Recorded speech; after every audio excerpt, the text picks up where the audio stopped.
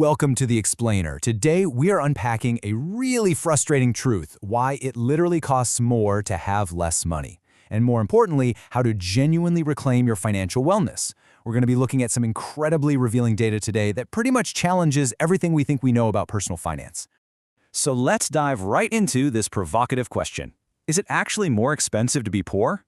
We're traditionally taught that having less money just means, well, buying cheaper things. But the Brookings Institution found out that the market has a funny, or actually a pretty terrible way of making it incredibly expensive to be broke. They looked into the real market dynamics at play for low and moderate income households and found that these families are routinely paying massive premiums just for basic necessities. And the math here? It is undeniably striking. Look at this data derived from the Federal Reserve Survey of Consumer Finances. We can plainly see that households earning under $30,000 pay an average auto loan APR of 9.2%. But compare that to households making over $120,000, they pay just 5.5%.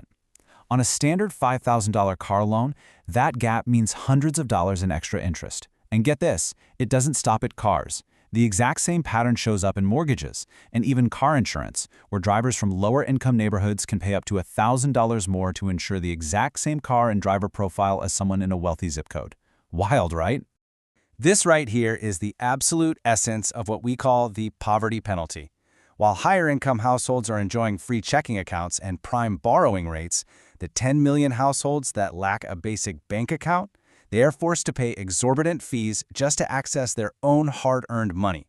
Seriously, to simply cash a paycheck, lower-income families are frequently pushed toward non-bank check-cashing businesses that charge an average of 4.64% of the check's face value. To put that into perspective, in a single year, Americans are paying about $1.5 billion in fees just to cash their checks. So the absolutely crucial takeaway here is that living paycheck to paycheck is largely a systemic disadvantage, not some kind of personal character flaw. Why does this poverty penalty even exist? Well, the research points to a few major market dynamics. First, businesses often perceive higher costs and risks in lower-income areas, which means traditional banks and large grocery chains just avoid these neighborhoods altogether. Second, really expensive alternative businesses, think payday lenders and rent-to-own furniture stores, they rush in to fill that void, and they pass their high operating costs right on to the consumer. And finally, lower-income consumers just have way less access to comparative shopping. All right, moving on to Section 1, the agitation, the buy now, pay later trap.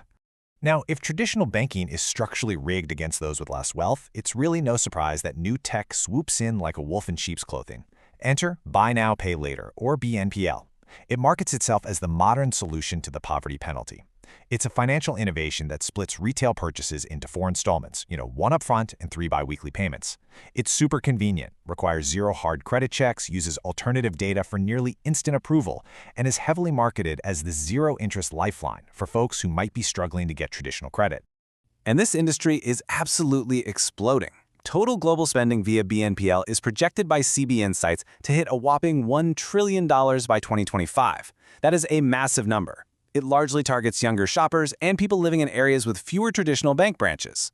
But we really have to ask ourselves, is this giant fintech boom actually helping the financial health of the people using it? Well, here's where the data tells a completely different story. A massive, super rigorous academic study published in Management Science actually analyzed the banking data of 10.6 million consumers to see exactly what happens to their financial health after they start using BNPL apps. The results? Totally striking. Adopting Buy Now, Pay Later actually causes rapid spikes in banking penalties. Bank overdraft charges shoot up by 4%, credit card late fees rise by 2.3%, and credit card interest goes up by 1.1%. So, far from being a zero-interest lifeline, BNPL actually acts like a trap. Because those payments are automatically yanked from a user's checking account every 2 weeks, they frequently trigger overdrafts. To make those BNPL payments, consumers end up pulling money away from their other essential bills, which causes this cascading effect of credit card late fees. Doing the math, researchers found that adopters pay an average of $176 a year in extra banking charges. And for vulnerable groups, like folks without a credit card or with tight cash flow constraints, that penalty jumps all the way up to $252 a year. Ouch! Okay, let's move into our final section, the solution, redefining financial wellness. So, how in the world do you win a game where the rules seem completely stacked against you? Let's start by removing the shame. Take a look at this data from Beyond Finance and Lending Club. 62% of U.S. adults live paycheck to paycheck. That is the vast majority of the country. And incredibly, this includes 44% of households earning $100,000 or more. Think about that. Living paycheck to paycheck isn't primarily a story about low income anymore. It's the mathematical reality of a system where the cost of living has just aggressively outpaced wage growth for over a decade. And this quote right here from Dr. Erica Rasura hits the nail perfectly on the head. She says, living paycheck to paycheck is not evidence of poor financial character. When almost all of your income is going to essential survival spending, generic advice like, oh, just save 20% of your income or maximize your investment portfolio is honestly totally irrelevant. It just makes people feel like they're failing when, in reality, they're simply trying to keep the lights on. Because of this, we need to completely pivot our definition of financial wellness. We need to move away from traditional wealth-building metrics and instead focus on these 4 realistic pillars: stability, predictability, agency, and self-compassion. These right here are the real foundations of financial wellness when every single dollar is already spoken for. Okay, so let's dive into that first pillar, stability. In this context, stability means keeping your essential obligations, stuff like housing, utilities, food, and transportation, consistently covered. Actually, let's forget the classic 6-month emergency fund for a moment. If funding a savings account means your electric bill bounces, you are literally creating more instability. Real stability comes from mapping out exactly when your money comes in and aligning your bill due dates to match those specific pay cycles. And instead of thousands in savings, just aim to build the smallest possible buffer, like $50 to $100 in a separate account, just to absorb those tiny, annoying, unexpected costs that normally derail your whole month. Moving right along to the second pillar, we have predictability. Let's be honest, unpredictability is exhausting. When you don't know what's coming, you live in this constant state of low-grade panic. Predictability allows your nervous system to actually settle down. By taking just 5 minutes a week to check your accounts and know exactly where you stand, you shift out of that chronic stress response. You aren't surprised by sneaky auto-renewals or random bills, which gives you the mental clarity you need to make slightly more intentional decisions. Now, the really crucial point here with pillars 3 and 4, agency and self-compassion, is recognizing that your mindset is a financial tool. Agency means taking back some control. It means literally picking up the phone and actively negotiating your fixed costs like your internet or insurance to create just a little bit of breathing room.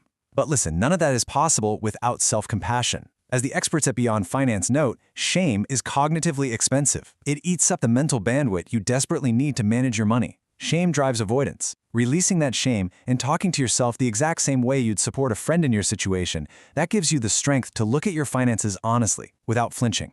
So, we've seen the hard data today. The system absolutely charges a premium for a lack of wealth, and convenient new apps often just repackage that exact same penalty. But remember, your financial reality isn't a character flaw. It's just a landscape you can learn to navigate. As we wrap up this explainer, I really want to leave you with this thought. Knowing the system is stacked, what is one small, compassionate step you can take today to build your own stability?